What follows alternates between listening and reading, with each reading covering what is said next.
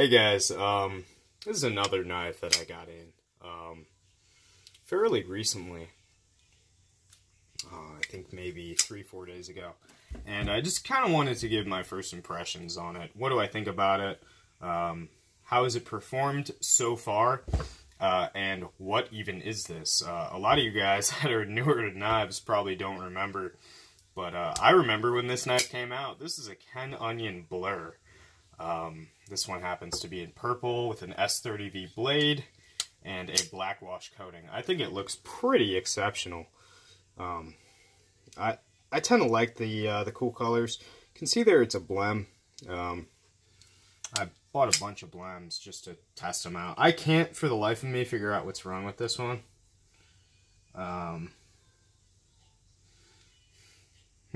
Yeah.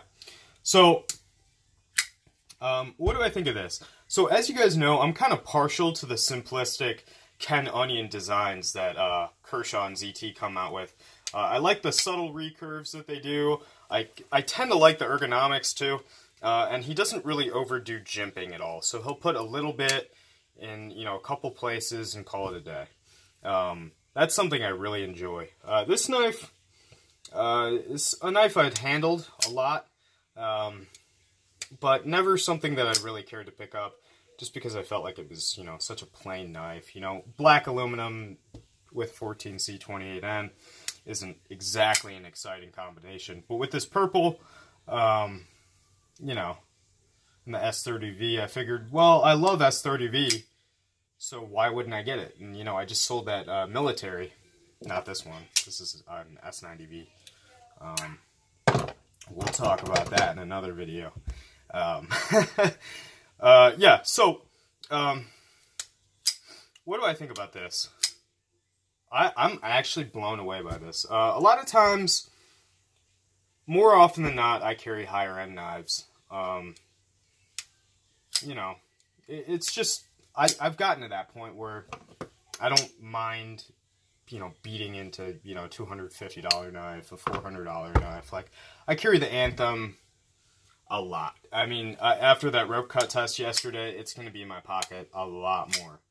20 CV is a fucking phenomenal steel. How does that relate to this? Well, this knife isn't $200. It's not even $100. This is a knife that can be bought for between, I want to say $45. So it's one of the cheaper knives I've ever featured on my channel. 45 for, your plain black aluminum 14C28N, which is actually a pretty good performer. I like 14C28N. A lot of people seem to not really care for it. I think it takes a wicked edge. And I just think it's a little bit thinner behind the edge in the hollow ground configuration. So if you're really, into the whole slicer kind of knife thing, that might be for you. Yeah, so this knife is, it automatically makes my happy list for a couple reasons. So it does come assisted. It does have a ball detent. So you could de-assist this. I'm going to leave it as is for now, just because I'm not sure how long I'm going to keep this, because I really want, I think they made one in CPM 154 with carbon fiber. Oh, and that reminds me, guys, a lot of people say that these feel like skateboard tape. Maybe it's because I'm a youngster, and, I was in high school 3 years ago. I mean, I'm 21. These feel like a track. like a track for running on. So, it doesn't feel anything like grip tape or sandpaper or anything. It's like soft. But it's not soft. It's just not abrasive. It's hard to explain. It's not tacky or anything. Like it doesn't stick to anything. Nothing gets attached to it. Like here's some rope. comes right off. But, yeah, I like it. It's warm. It's not like, here in Ohio right now, it's probably about 32 degrees, so just about freezing. And a lot of times I go to pick up a knife out of my pocket from being outside, and the whole tie side is fucking freezing.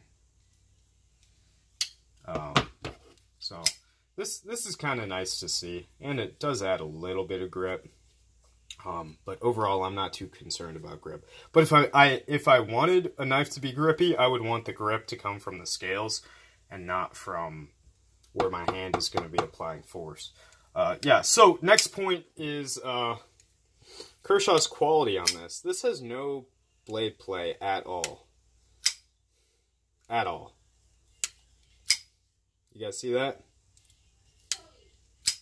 Yeah, that's pretty impressive for a $60 knife. This is on washers. It's pretty easy to break down. I think I might make a video of me breaking it down and taking the spring out, just because I don't love the spring. I never really loved the spring in any knife. But all in all, basically why I'm making this video is I think it's a way underrated knife. It might just be because it's an older design, but they still make it for a reason. I mean, it's just the recurve in it is so slight. I think you guys that, I mean, if you're buying, you know, a $60 knife, like, I'm assuming that you're either freehand sharpening or you're using a sharp maker. I can't imagine that you're going to be sharpening this up on, you know, a Wicked Edge or a $500 sharpener. So it's such a slight recurve that I think, I mean, I know for a fact because I've sharpened more severe recurves on my sharp maker before, and I've done them freehand on this stone. It's not hard to do. I mean, all you have to do, literally, I don't need, I'll make a video on sharpening recurves, but it's not that hard. Just, depending on how you go about it, you're going to want to use not a really beat-in stone. So that's super important. Other than that, it's pretty much like sharpening any other knife. A lot of times I will just take a medium stone and I do something like this. Like, I like to stance it up like this, match my bevel, and then draw. And then that way it gets hit perfectly every single time.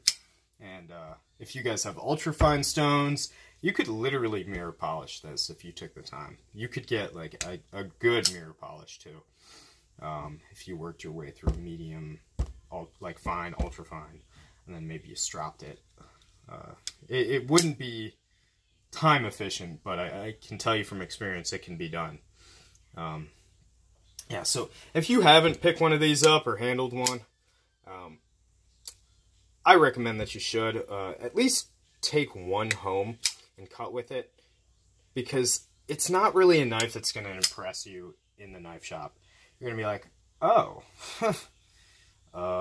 folding knife, cool, and you're going to put it down and gravitate towards something that's, you know, fancy, carbon fiber, you know, it looks good in the light. Oh man, look at that titanium, blah blah blah. I mean, I just got a knockout in, and I can tell you it cuts better than this knife ever will. Unless this were to be reground, which,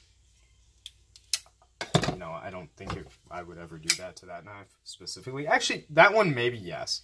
Yeah, but these cut really well. They're pretty thin behind the edge, actually. They're slightly thinner than a Para 2.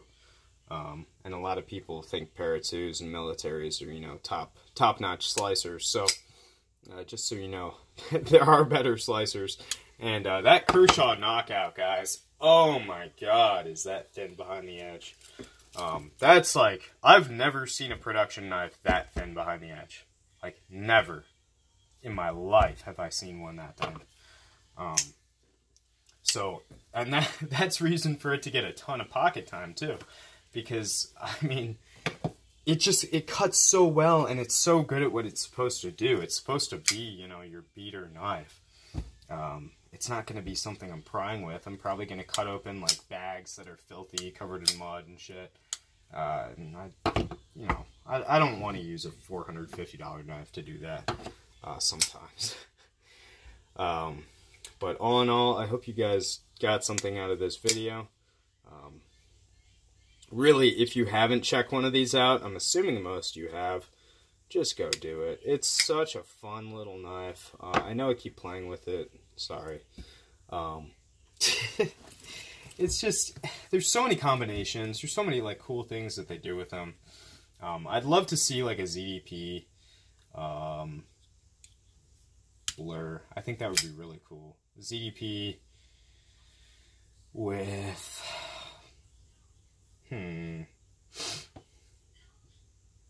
maybe just some black scales and then maybe like a silver twill. That would be cool. But anyway, guys, if you have $60 laying around, I recommend you check this knife out. Just because, I mean, why the hell not? It's so well built, and it's so, like the grip inspires confidence, and I can tell you from the blade shape, it's going to be a good cutter. It's basically going to be like the 350, ZT-0350 that I preach about because I fucking love that knife. It's just thinner behind the edge, and that's the performance you can expect out of it. So I hope you guys have a great Christmas, and this might be the last video I make for you guys until after the holidays. So enjoy the time with your family. Definitely, I mean, I wouldn't watch this on Christmas Day. I'd be spending time with my family if it were me. But whatever you guys want to do, it's up to you. And have a great holiday, and I will see you guys after Christmas. See ya.